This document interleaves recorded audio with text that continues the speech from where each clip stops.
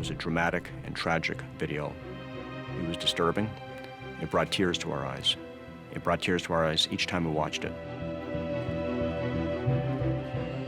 It was a video that showed the crowd that was watching the marathon, and we identified one individual in that crowd.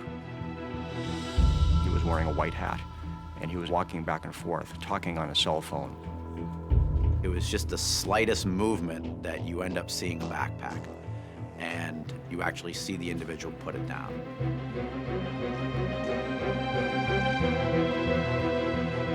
He was walking away from the scene of the explosion about 15 seconds or so before the second bomb went off.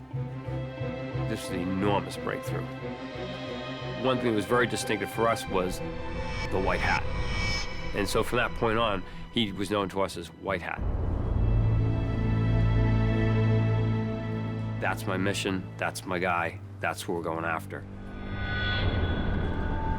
That image, well, it was chilling, because it's one thing to have someone describe that a homemade explosive device was placed at this point, that point, and set off this way and that way. It's another thing to associate that with a human being, with a face, and to try to imagine what kind of person does that.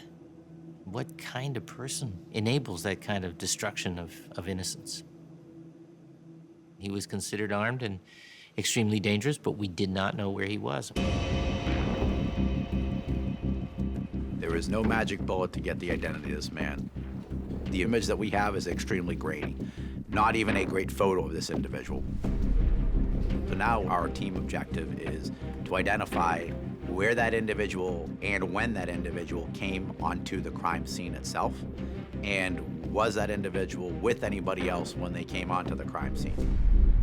The citizens of Massachusetts and the city of Boston should expect to see the FBI and its JTTF partners conducting investigative activity in the greater eastern Massachusetts and Boston area. We all had that uncertainty of not knowing when the next bomb would go off, and that drove the urgency of finding this individual.